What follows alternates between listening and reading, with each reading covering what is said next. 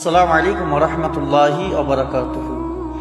আমরা সকলেই খাবার খাই, আর খাবার খেতে আরম্ভ করি, অথচ কিছু কিছু মানুষ দেখা যায় কোনো কিছুই পড়েন না, খাবারের দোয়া বিসমিল্লাহ কিছুই পড়েন না। তাহলে এই বিসমিল্লাহ না পড়াতে কি হয়?